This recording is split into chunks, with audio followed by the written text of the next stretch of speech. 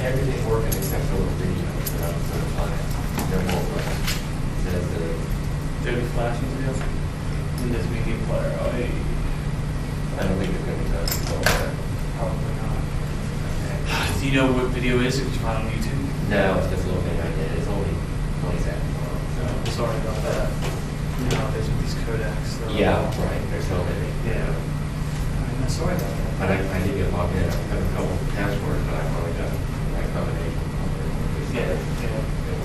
Okay, sorry about that. Thanks, sir. Yeah. All right, I think it's about time to get started. I'll wait. It's still wanted to tell. I'll wait for a minute.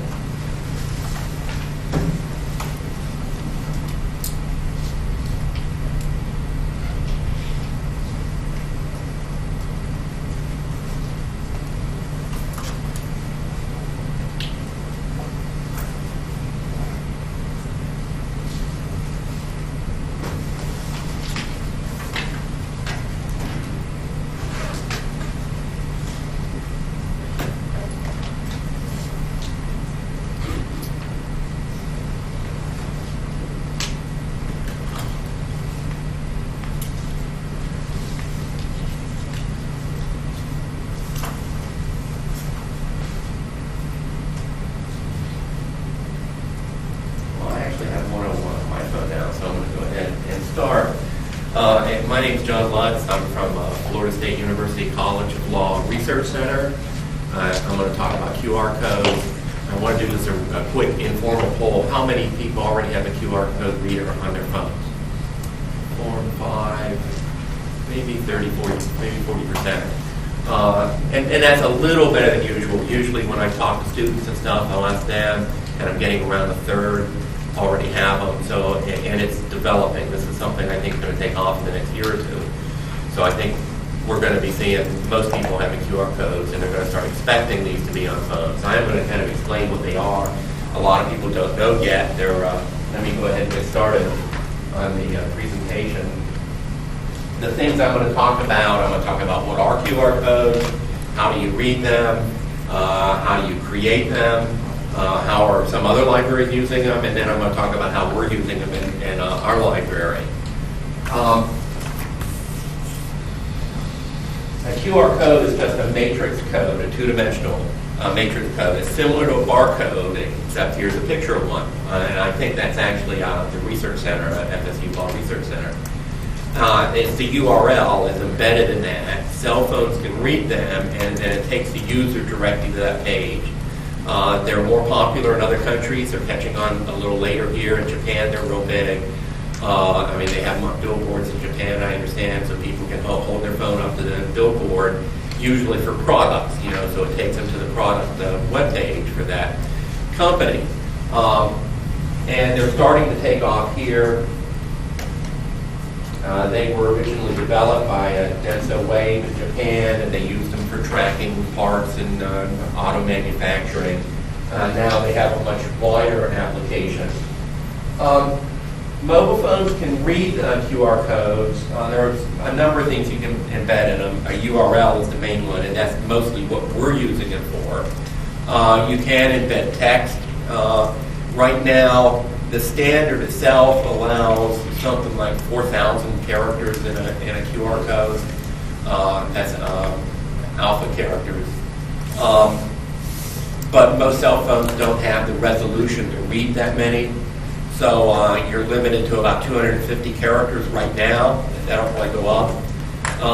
But for the most part, rarely you're going to have a URL that's more than 250 characters. Usually for putting text in it, you can put text in there, and then when the person holds their phone over it, it'll just pop up that text. But most of the time, it'd be just as easy to put the text on the paper rather than have people bring it up on a cell phone. You can put an SMS message in it so that they will text you back information when they hold it, when they read the QR code. Like I said before, we're using them almost exclusively to have URLs in it. I just want to mention, I'm not going to go much into this, Microsoft has developed their own version of these codes, which is different from the Denso version.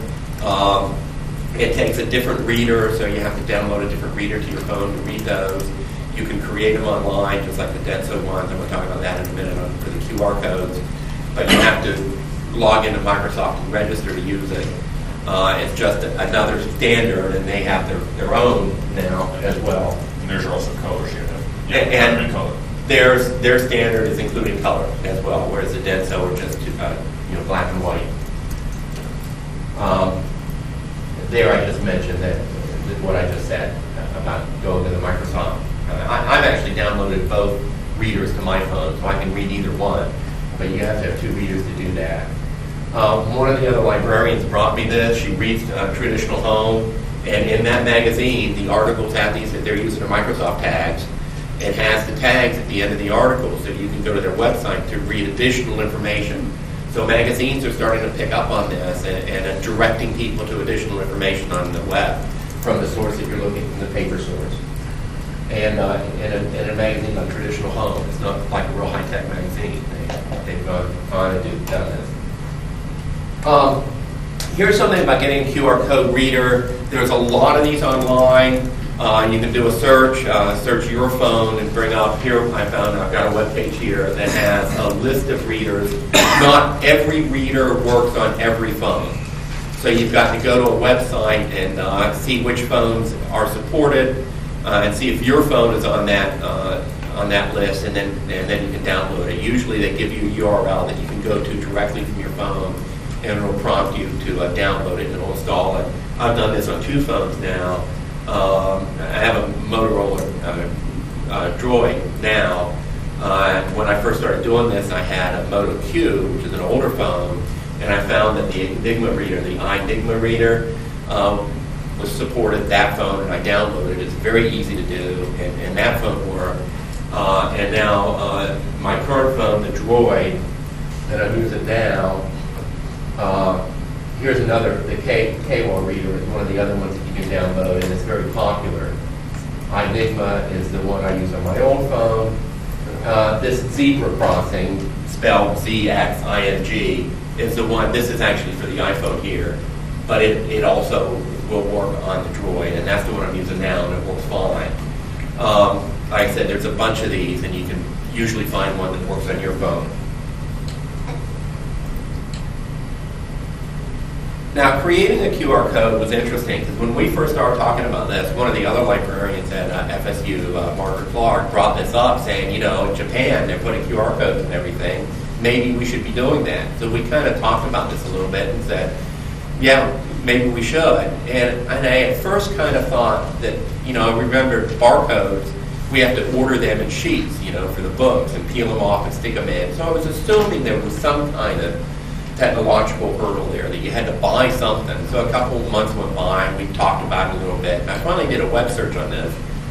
And it turns out that there are QR code generators online that you just go to on the website, and you can input your URL, and it'll create the code for you, which you can then capture and paste it in onto whatever you want to, whether it's on paper, something to print, or if it's something you're going to leave on the web, because the cell phones can read from either source. They can read from paper, they can read from the web as well. So this was, this was very exciting to us, because we could do everything here without any cost. Not any cost to the students, who we're trying to provide information to, because if they have a smartphone, they can download the QR code reader. No cost to us, because we can go online and create the codes, which gives greater access to students. And I'm going to get to some examples of that. So we started doing this. There's the one that I usually use. I've tried a few of these, and they all seem to work. And I don't know how they pronounce this, KWAL, I guess. It is one of the main sites, and you can see right here, right over here, is where you put in the URL. And then you can choose the size that you want it to be. And then when you hit create, it will just create the code for you. I almost always use small. They don't need to be any bigger than that. One of the ways there are different ways to capture it when you create something online. You're going to have to get it in a digital form to paste it on something. And one little program that we use is called Snagit, which is a great little program for getting images and pasting them into something. I think it costs $40 or something like that. Windows Vista and Windows 7 come with a little clip program, snippet. Snipping tool. Yeah, a little snipping tool. And you can use that too. Snagit's just got, and it works fine. Snagit's a little more full featured, so you get a little more features. And Snagit has a real nice feature, which it's got right here. It's got a Firefox plugin. If you can see the Snagit right there, region, clipboard. All the libraries at FSU Law School have Snagit on their computers because we do a lot of presentations, and we're grabbing stuff to paste into PowerPoints and other things like that, and putting this into Firefox. It makes it very easy. You click the Snagit, then you just mark off the image you want to copy. It puts it on the clipboard. Then you go to whatever you're doing in it and paste it. So it takes like 30 seconds to get a clip into another document. So it's just, I always put a plug-in for Snagit because we just love the program. It's a real good product. And there I mentioned that if you use a Vista or later, it has a snipping tool built into it. Actually, one thing with that QR code website, you can just right mouse click and save as well. And you can do that too. Yeah. Good point. And then I just mentioned you pasting it there. I want to talk a little about resizing the code. You can do this. And sometimes if you're pasting them in on an existing document and you want it to fit in a certain spot, you might want to usually make it smaller than the original one. And I started out doing this with Photoshop. When I would do it, I'd lose resolution. It would become fuzzy when I changed the shape of it. And I discovered, and I have it right down here, the default comes out to bicubic, that's for smooth gradients. And if you change that to preserve hard edges, it keeps a sharp edge. And you really need the sharp edges for the cell phone to be able to read that. I've used Photoshop when I resize them. It's also nice because you can set the pixels and keep, if you want a bunch of them to be exactly the same size, you can size them like that. Most of the time, I use Microsoft Word, I put them in there and resize them, that work. A lot of times, the product that you're using allows you to resize them. Just when you paste it in, you can just grab the corner of it and shrink it a little bit if you wanted to fit it in a certain spot. How small can you go? There's really no hard and fast rule because it depends on the phone you're using. And on my current phone, the Droid, I can read this QR code right here on paper a little smaller than a quarter. So I can shrink them down that far. My older phone wouldn't read them down that small. So as phones improve, I think they'll get a little smaller. Right now, you see them usually about the size of a $50, and that's kind of generous to kind of include people with little older phones that might only have a 1.3 megapixel camera. My Droid now has a 5. The new iPhone's coming out with an 8 megapixel camera. So I think they're going to get smaller and smaller as the technology improves. One trick that we use so you can make them smaller is to use the shortcut services like Bitly. So put your URL into right. Bitly, and then when the fewer characters you have, the bigger the blocks are. Right. So you can squish it down to a smaller thing. Yeah, if you have a real long URL, even though if you're using K1 and you pick small, if the URL is really long, it'll form it a little bigger because it needs more blocks in there to make it. And I've done that a few times. I thought, wow, why'd that come out so big? It's a long URL. So that's good advice to try one of like tiny URL or something like that. And then you can make them even smaller. I'm kind of anxious to get on to how we're using them, but I want to talk a little bit about, I did some searches to find out how others are using them. I found that Flickr actually has a data matrix codes in the wild tag, so you can go there and see what other people have submitted. And I went there looking for library uses. Most of the ones I found were commercial, but a couple were library oriented. I found this is a public library, and they're putting them on the ends of the ranges in their library, and it links to a subject line for that range. So public libraries are starting to use them. The University of Bath here, Bath or Bath, anybody knows, is putting them on their bibliographic records with information in them. So libraries are starting to do that. Some libraries I saw are putting them on as a text message with the content of that book, so they can text that information to their cell phone. And that's a good use of it. We already have a feature that does that in our catalog, but that's something else that some libraries are starting to do. This way the student can just hold the phone over the QR code and it'll bring up a text message and text that content to their cell phone. Sacramento Public Library, what they've done here is embedded their phone number for texting into the QR code so that you can add that phone number to your contacts. And this way, if you want to text a librarian, you can get their phone number by going over the QR code and having it, and then going to your contacts or putting it in there. The San Diego State University, they're adding them to the bios, to the librarian bios with different information in them, and that's another use. They're also adding them, doing the same thing by adding them to, as you can see here, to the library record, to the catalog record.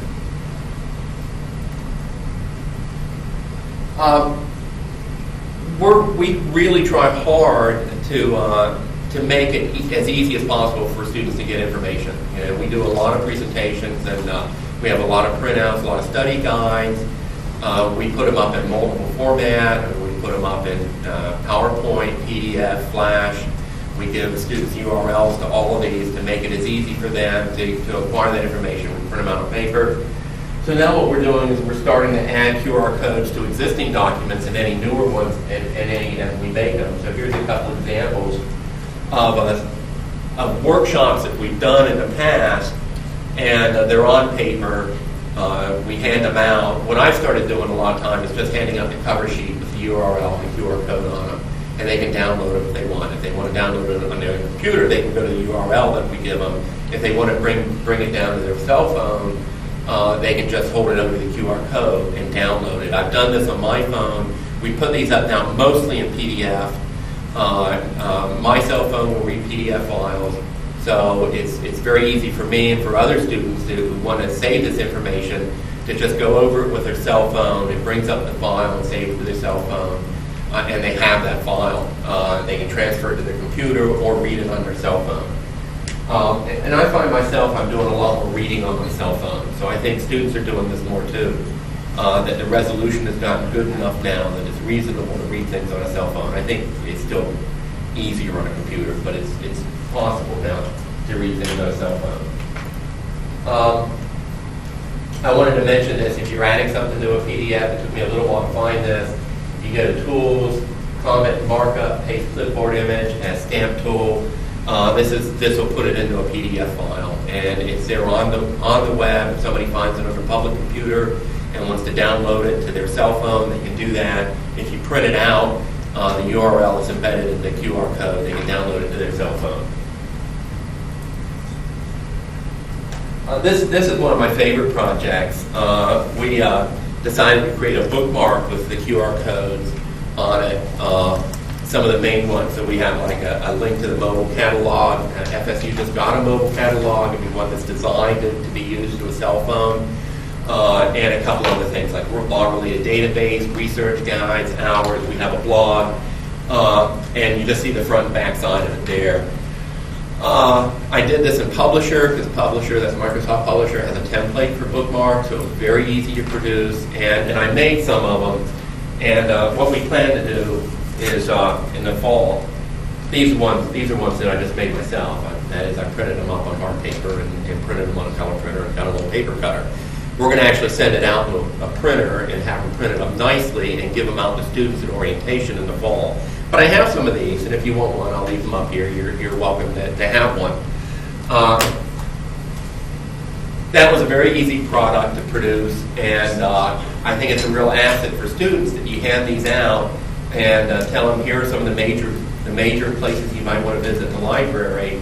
And some of them are going to know what QR codes are, and some of them aren't, but you can mention them if you have a smartphone, download a reader.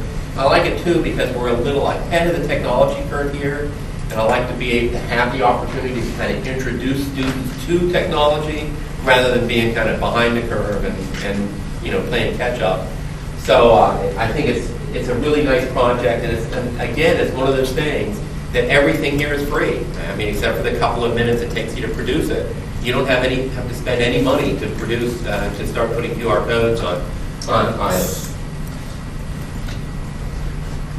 Here's something else we do. We have a small display where we put out recently acquired books. So what I do is, in front of the book, I create a QR code that connects to the book reviews. I just use Amazon right now. It goes to the Amazon book review of that book. So a student comes and sees our display, they can take out their phone and hold it over the QR code and go to a book review and read a little bit about it and information. Again, it's a real easy way to get people to more information on that book. And it can be any content that you want to direct them to. If it's on the web, you can direct them to it that way. We started doing this in the library, putting QR codes up in the stacks at places where there's an online version of that content. So statutes at large are on the web. The U.S. Code is on the web. Florida statutes are on the web. So again, students are looking at Florida statutes. They want to look at the web view. Very easy for them to get at it with their cell phone. It'll take them right to that site, and they can view it that way. And there's the CFR. This is another one that I really like the way this worked out. We have these signs up in the library directing students to especially the reference librarians, which they use, they're going to all the time. And you notice friendly librarians this way. And we had this up without the QR codes in it. And I said, well, why don't we add QR codes with your email address on here too? And it's hard to see, but right under the QR code, I actually have their email address. So their email address is there. But I put their email addresses into the QR code. This was a little tricky because I tried using HTML to put in a mail to command into the code, but the QR code reader, the phone just reads it as text. It doesn't read it as a link. So what I had to do was just I have access to a web server, was to create a web page with just their email address on it and direct it to that web page. And what it looks like is this. It brings up that page when you hold the phone over it. It'll bring up that page which says email Margaret Clark, and they click that. If their phone is set up, and this is the way mine works, if I hold my phone up to that code, it opens my Outlook Exchange. I'm connected to the Exchange server. It opens up Outlook with an email message open with the email address in the address bar. So it becomes a very quick way. And again, I think a year or two from now, people are going to expect this. Why isn't your email address in a QR code? I wanted to email you. It's really 2 clicks because they click once. They hold the phone over the code. This page comes up. They touch the touch screen, and it takes them to an email message already addressed that they can send a message to the librarian. And I think we're going to be putting this on more things because and especially as students become more expecting of that, we're going to have to put it on more things, and we want to do that anyway. Can I see a question? Yeah. Yeah. So you have one page per person. Yes. Have you tried having everyone listen on one page, and then the phone brings up that page, and they can just scroll down to it? We haven't. And right now, I wanted to keep it, and I don't think that's a bad idea, but I want to keep it. I was wondering if it worked. It'll work. You can't put codes. If you're putting the codes too close together, the phones have trouble reading them because they'll overlap in the viewfinder. Okay. So if you're actually creating QR codes and putting them in a list, you have to leave a good bit of space between them. Now you could have a code going to everybody's address and scroll through it. But in this case, I don't want them to have to scroll. I just want it to be plain to get them to wherever they're going.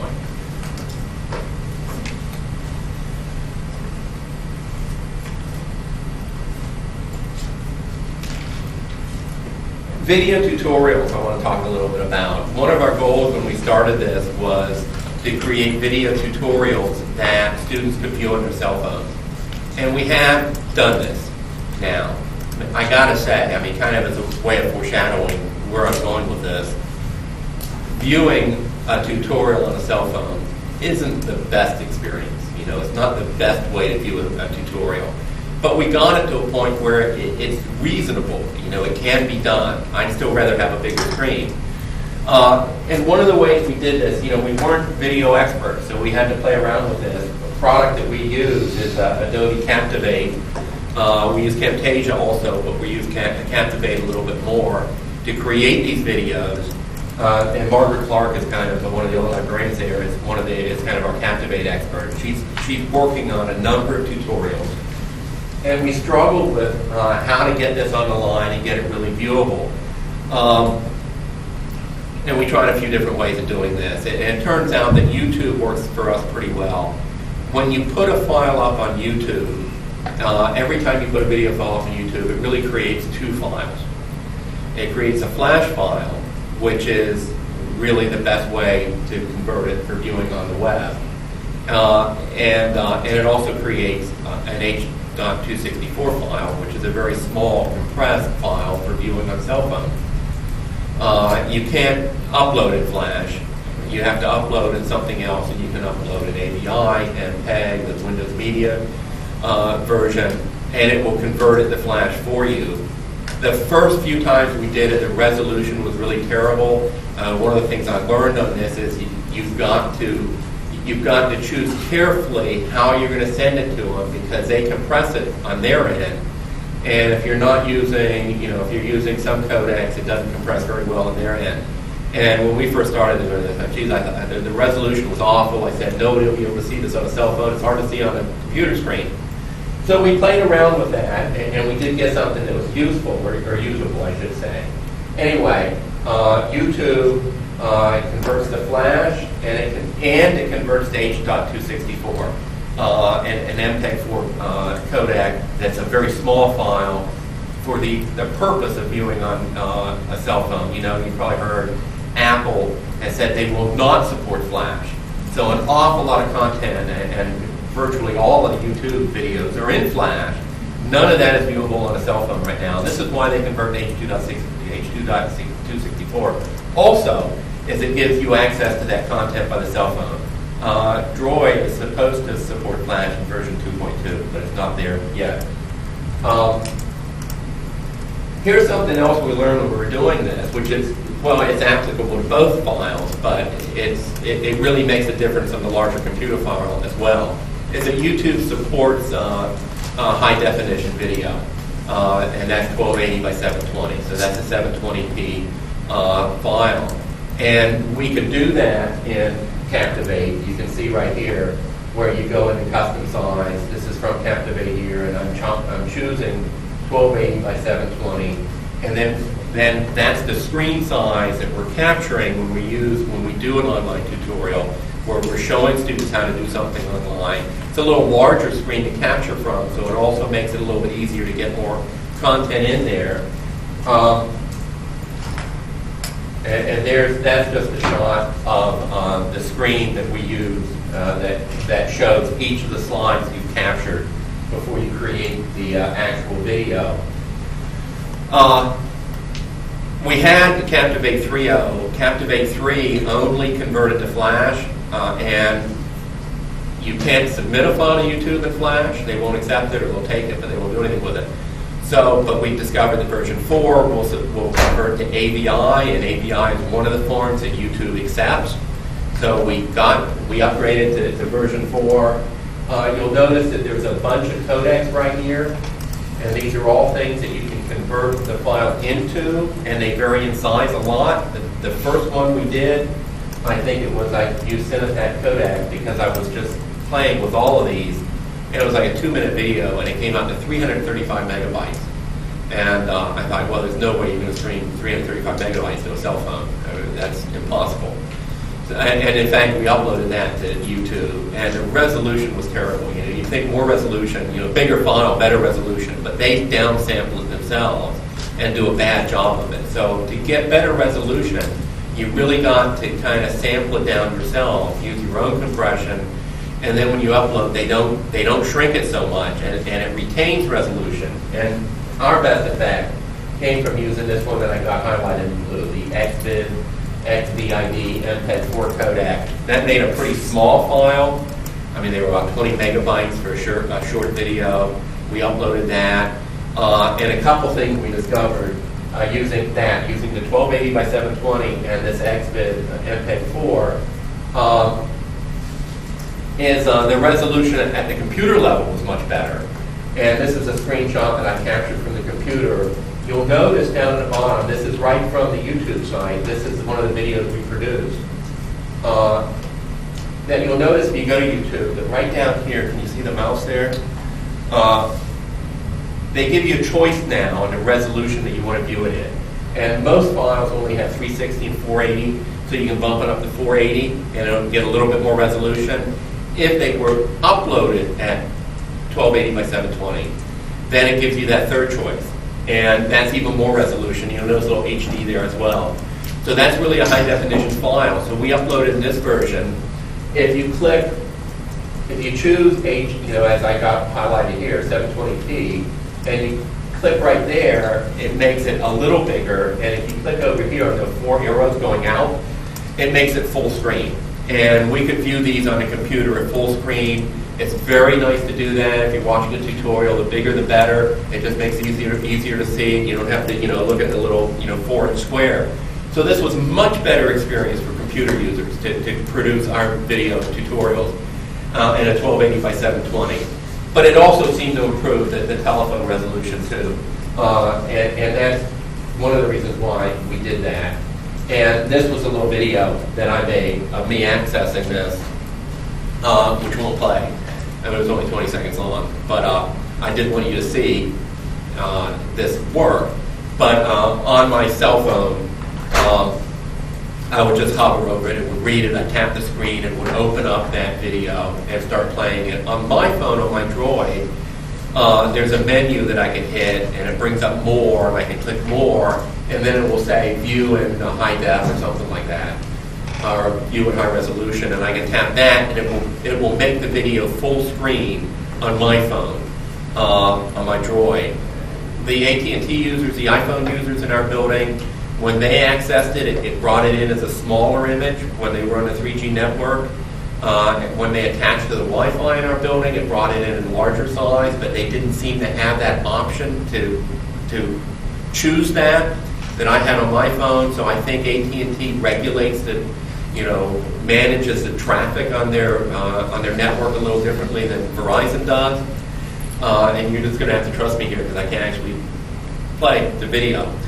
But and like I said, it's not a great experience watching a video on a cell phone, but it is clear enough that you can see what's going on and you could actually do it.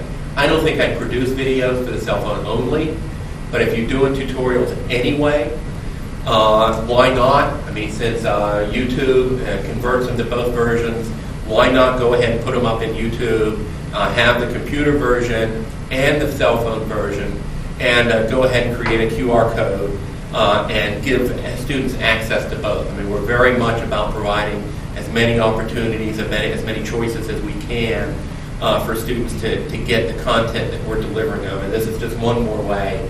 View it on your computer if you want. Here's the cell phone access if you want to view it on your cell phone. We try to do both. That's almost the end. If you have a cell phone with a QR code reader and you want to try it out, you can. That's the tutorial right there. Will it work from our seats? Yeah, if you get it, try it and see. I mean, you should be able to get it if you get it at about the right size. Yeah, question? Okay, so I'm not a smartphone user, so this is silly, but you have to take a picture? It's not really taking a picture, but You you're have to have a using, camera in your phone. you use the camera in the phone. So you have to go to the camera function. When you download the QR code reader, Too far away. you open the QR code reader, and that activates the camera. Okay. And then the camera will see it, and it gives you a little square, and you just size it on there. I just now it's just called QR. Okay. Yeah, I think But so all these phones have to already downloaded the reader. Right. Does the new Droid come with My Droid didn't. I had a downloader reader, Yeah. and I don't know if the new, I mean, the one that, the new Droid X is coming out. I don't know if it's coming out with it or not. Do the iPhones come with it? I don't think so. The friends I have that have iPhones The ones that are coming out today. are just downloaded it. Did you get it? Did it work? No, This- they kept refocusing. So. Yeah, it's just a Mine's little too working, far. actually. You got it? Uh-huh. Very good. One from the iPhone that's really good is the Neo reader. I was able to get one of the small ones in the corner under one of your previous Oh, really? slides as Yeah. well. The Neo reader? Yeah, N-E-O-R-E-A-D-E-R. How to spell it again real loud? N-E-O-R-E-A-D-E-R. It's Yeah. a free one. Yeah. Now, he actually picked up one of the small codes from his city. Say that again, EU? Neo, N-E-O-R-E-A-D-E-R. Okay, okay, thank you. Oh, how cool is that? It's funny, I just saw it recently on the Lost in Town page. They had that, and I'm like, What's that? It's on my husband's deodorant and his body wash, but not mine. I don't guess they figure men use these things, so we were checking all our products, the men's products had it. absolutely. Yes. Yeah. Did you have any resistance from anyone in your library as far as implementing this? No, I mean, I'm really fortunate. Everybody in the library is kind of eager to innovate with technology. So as soon as this was brought up, everybody was really on board. This is a great idea. Let's move forward. Did everyone know what it was already? No, I mean, one of the librarians brought it up, and I didn't know what it was, and I had to look it up, and I was like, oh yeah, this is really cool. We got to do this. Especially once I discovered how easy it is. I mean, that everything's online. You don't have to buy anything. You don't have to get money from anybody. You just go online and create them online and paste them in things. What I want to do is put them on the stacks for things that we've discontinued to print and Yeah, and go then into our direct students catalog to the and online rewrite version. something like that. But my inclination would be to laminate those signs, but that might interfere. No, because the ones I have on our stacks are Okay, laminated, good. and it worked. Good. I mean, we had the same concern, they get They torn up. they so done. quickly Yeah. get crap. Has usage expanded beyond the library into other areas in law school? I'm not aware of any, and I think we're ahead of the rest of the campus and the law school right now on this. I don't know, but I think this is going to take off in a year or two. Everybody's going to expect these. They're going to expect these. Why don't you have a QR code for me to get this on my cell phone? And I want to be doing it then. I want it to be done, not.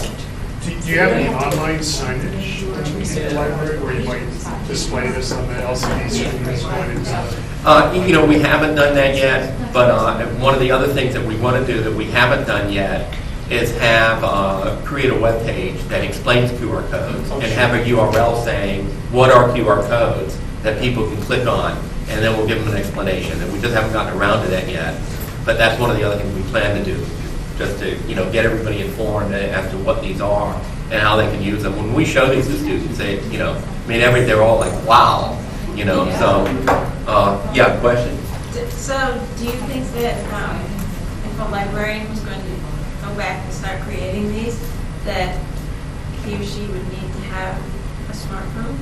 Well, you don't need a smartphone to create them. I mean, it helps. To test and to see Right, if that's they're where you would working need and that's where you would need a smartphone. You have to find somebody that has one and say, test these for me, because you don't want to put them out there without trying them. I mean, I don't recall ever having one fail. I mean, once or twice I got mixed up and got a different code in it than I thought I had, and it went to a different page. Just if you shrink it down too much, like you mentioned before. Or if you shrink it too much, you want to make sure that that most phones can read it. But certainly you'd want to test it. You'd want to have Just somebody. thinking it might be an argument. To get one. Librarians to get that's just Sure. IT people. Sure. Anything that works, yeah. Have you played with iTouches with it? Do iTouches work just as well? The what? iTouch, No the camera. iPod, iTouch. Oh, no, I haven't used it. Because they have a camera, don't they? Yeah. Oh, they The don't? new ones do, I think. ones Mine doesn't, but the newer ones do, I Okay. think. I think you kind of touched on this a minute ago, but I want to get clarification. Have you experienced any readability issues behind plexiglass glass or lamination? Lamination works fine because the ones that we have in the stacks are laminated. That's what I thought I saw. Yeah, they're laminated and they work fine. I don't know. Another one was behind the window. The ones I have are the librarian's email addresses. They're on a window, but they're laminated. That's what makes them look shiny like that.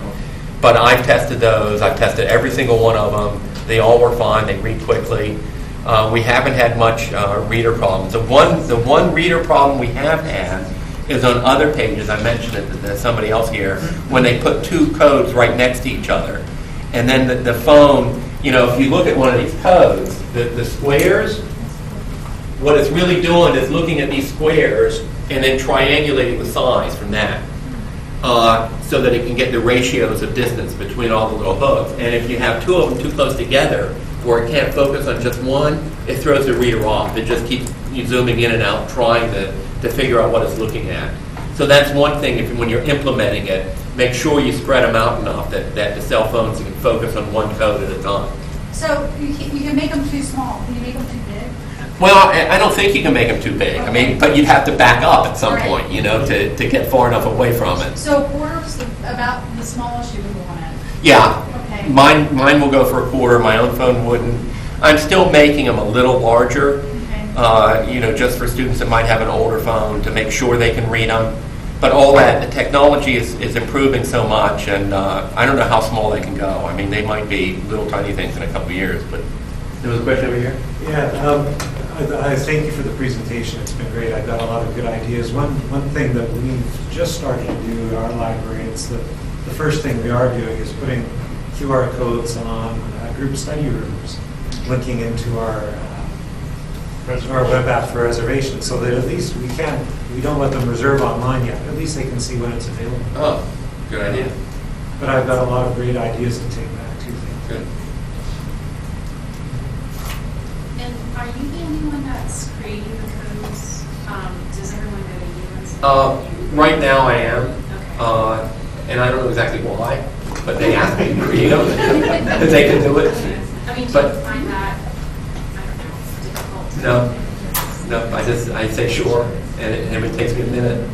I create it and capture it. It's as easy as using tiny URL. But is it, but are they coming to you and saying, oh, hey, I want a QR code for this, can you make one for me? Or are you identifying the things that should have a QR code? Well, we're all, like when we have a meeting, we all kind of brainstorm what else can we put codes on.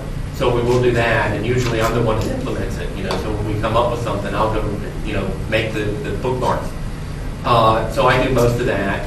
One of the other things, I actually don't show it, but I have one on my email signature. I have one. In fact, I should have put that in here, and I've been doing that for some time now. I just have my V card in there, so if your phone has V cards, it'll transfer my content information to the cell phone. If it doesn't, it just brings it up as text. But you get my contact information. So I'm putting them on there, and at least one other librarian has asked me to produce one for her, so that she can have the same thing on her signature line. So sometimes the librarians will ask me to do something like that for them. I don't mind doing that. But anybody can make a code just by going online and finding a generator and doing it. Yeah, I just haven't done this before this session, and I set up a signature just now with all the information in my email account just from using the site you gave us. I just typed in, create a code, snip it out, put it in. It's really that quick. Right.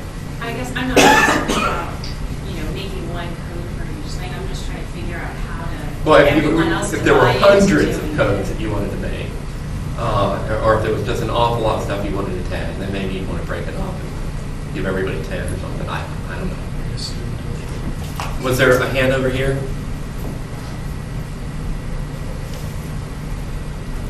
Yeah.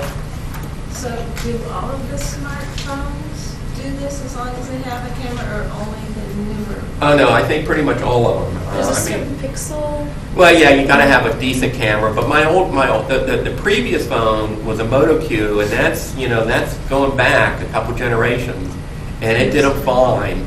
I installed it immediately, and I held it over something and read it. It was so transparent, to get that done.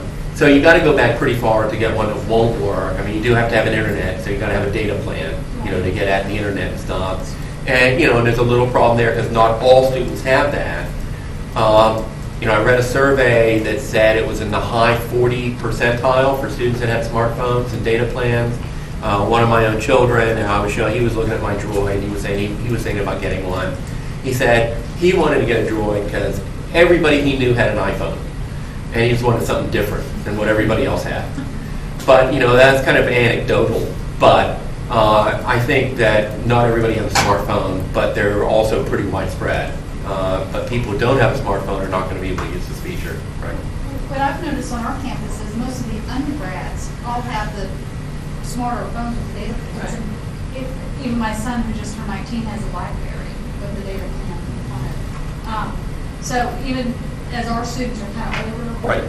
As they're coming in, that if we did a survey this fall, it's more than 40%. Yeah. And I think we have that too, that the undergraduates are really ahead of the law students on technology adoption. Yeah. Well, because 2 years ago, plans for phones are 2 years old. Yeah. In 2 years, things change so much. Yeah. And like you said, you're not offering them anything that you're not offering all the students. You're making videos, they're on the web. The students Right. just don't have that link between the real world and their phone that they're holding in their hand. They'd have to be sitting at a computer where they wouldn't be looking at your sign anyway. Yeah. To type So- in the entire URL. Exactly. Those little guys. Do all Blackberries have phones? BlackBerries have cameras, you Do mean? all, sorry. Do Yeah. all Blackberries? I think so. Not every, it depends on the model. Like my phone, which is a Sprint Nextel, it's two versions, one with a camera and one without. So you want to make sure you have a camera. I think certainly most Most phones have cameras now. But I think your point is good. My teenagers have all moved into smartphones, Yeah. and I think in a year or two, it'll just be what everybody has. Right. T-Mobile was really cheap, I think, last time. QCAT. Oh, I remember that. You got a Radio Shack. Tell me more later. Now it's the same thing, but better. You just mentioned the QCAT. How many remember the QCAT? Oh, yeah. Yeah, 3 or 4 that kind of world timers here. The QCAT was in contrast to a mouse, but Radio Shack was giving a mouse, and it was a barcode scanner, and so you could scan with it. And they were setting it up with product information. So, you scan a box of cornflakes and it would take you to the Kellogg site or something. But it flopped, They gave these away for free at Radio Shack. And I collected them for a while. And people were giving them to me, so I'd have a box of them. Thinking that, and then I found instructions on how to dismantle it and make, free scanners, so you wouldn't have to buy one for your library. So they became useful in that respect. I never actually got around to doing that, but I guess I'm sure somebody did. Any other questions? Anybody? Come on by and get a bookmark if you want. Thank you. Thank you.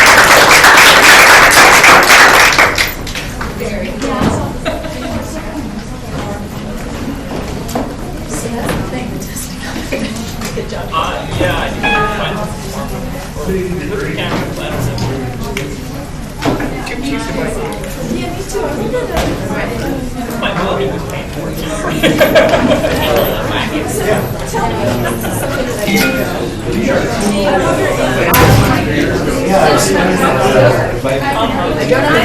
Would I be able to? No, I just wanted to they could go somewhere.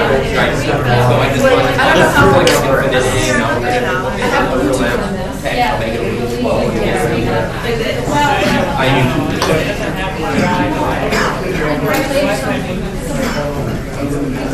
I do. I don't think that's what I think. I do a G card. I don't mind at all. And then maybe I was lucky, but I talked to the person for a while, and she was going to school, so I told her about laptops, what to buy. And she said, "Oh, we have this." And every time they get one of those, It rings the bell, but I don't know what they call I know the mine. salespeople. This is a lot. Maybe Xerox.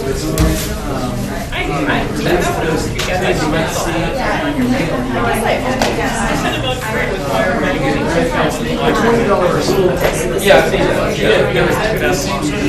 Yeah, similar technology, and I don't know how they're reading that. That's actually a different code than these. And I don't think there's a cell phone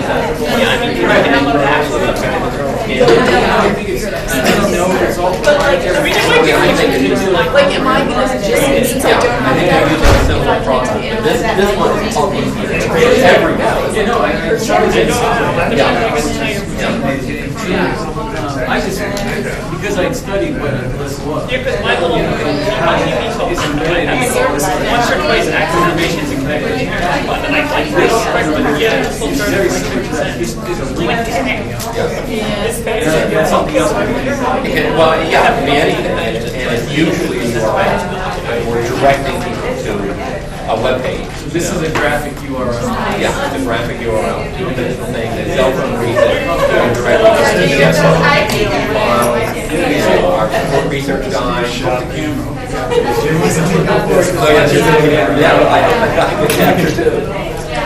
Thanks. Yeah, sure. What are these things? This is something we're producing. I made these myself, but this is something we're producing. We're going to have printed up. These are all the codes. Go to our mobile catalog, our databases, our research guides.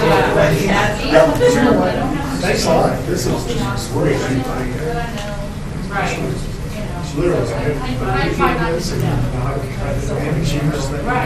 Yeah, and just like that, just while I'm talking about it. And it's really weird because like during evaluations, you have to Right. see that and I think the next I've got a QR code on my own door. Which is little things that Yeah, I'll have to try that one. I mean, I don't have any trouble with it. But I like, getting multiple things on and seeing how they're here. Thank you very much. Honestly, she great. Yeah, I think they do them. And it would work, you'd have to be connected to the Wi-Fi. K-Wall, K-A-W-A-Y. that even makes it even more complicated. And it's like, wow. And I think she should have already In fact, you should just search K-Wall, or actually it's K-A-L-I. She doesn't I do can tell right away. She's gonna deal with all that stuff. And the way I find this, I just search create QR code, and that's the first one that comes up. Okay. I would like to look smart. That is so cool. Thank you so much. I just wanted to say thank you. I didn't know anything about these, so this is, thank you. Thank you. where you go next? We're just gonna go to the thing about Lauren.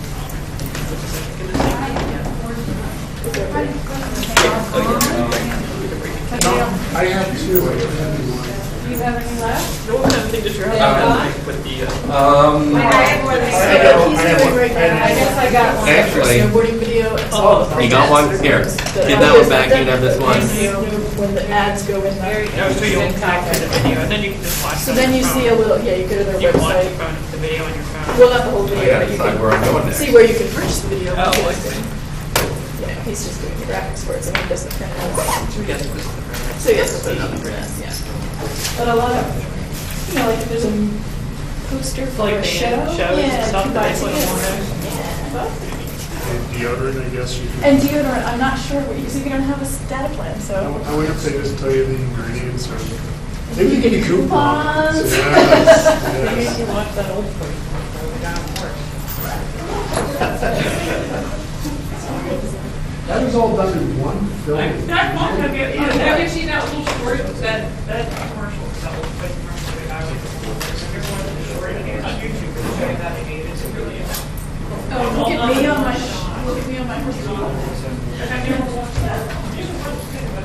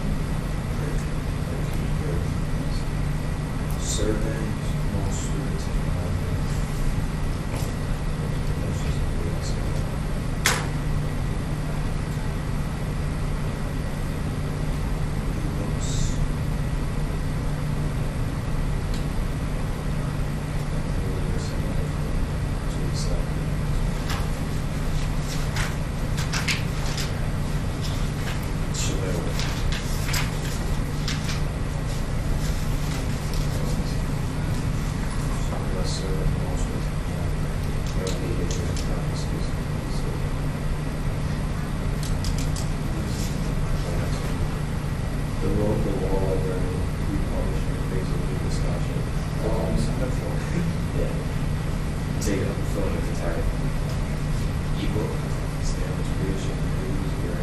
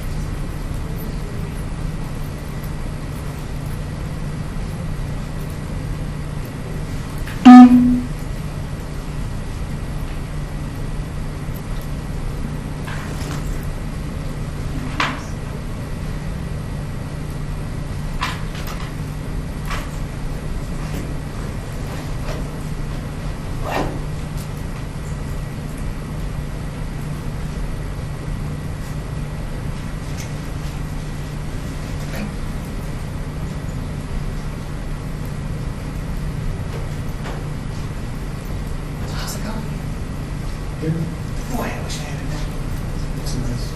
Although, I can't complain, I am using my iPad Touch. I have this cool program on here called To Go Documents. It's here, To Go Documents. And it works with PowerPoint, Word, Excel, PDF.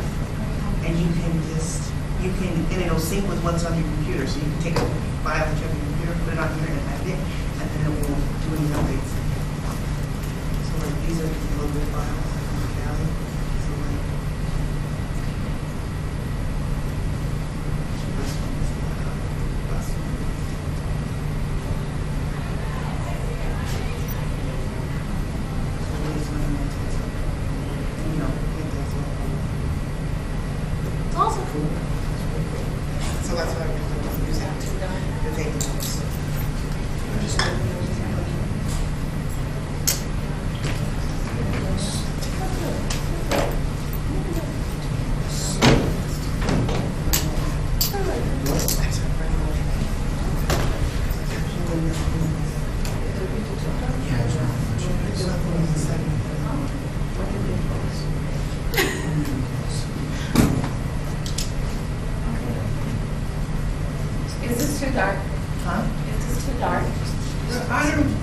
think so. We don't want you to fall asleep. I mean, there's nothing really here, most of these. Yeah, so I was like, I can do it. So I tried and it was I'll save this. Yeah, it's either all on or all off. off. These different things don't seem to be. Oh, wait. I really don't like the fact that. Yeah, this is But- good. This is good, right? This is the normal. Yeah.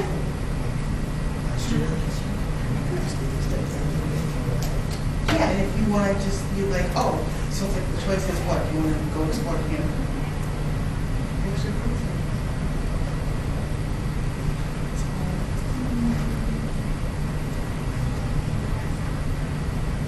Where are you? We went to Gino's last night. Actually, me and my friend Joe, we did a taste test.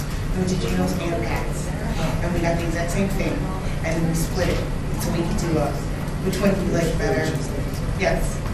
And we are split on our decision of cheesesteak. We are completely in line with their fries.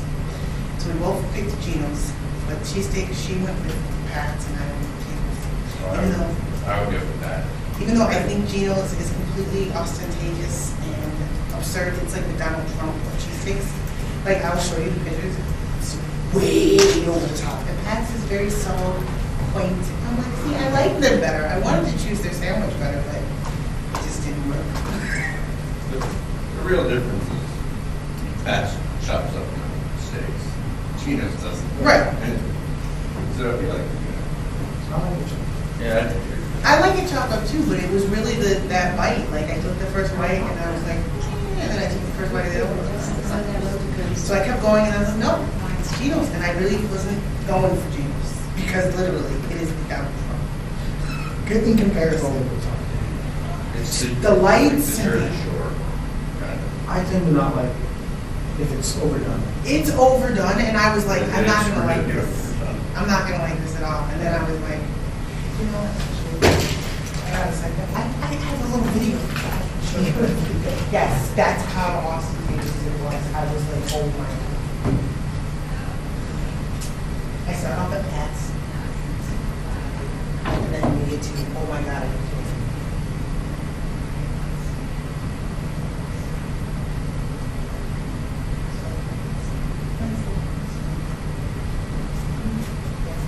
And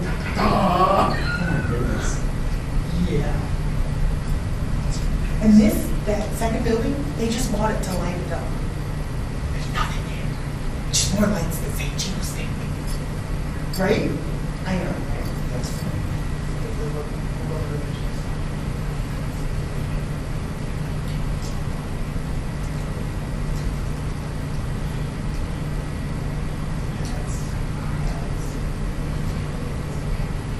See, that's all. It's all on the side of the building. This is a big Philly steak. I was like, seriously? Seriously? I really didn't want to like it. I really. And technically, Pat's is when their first Pat's like started in the 1930s something. Like, Gino started in like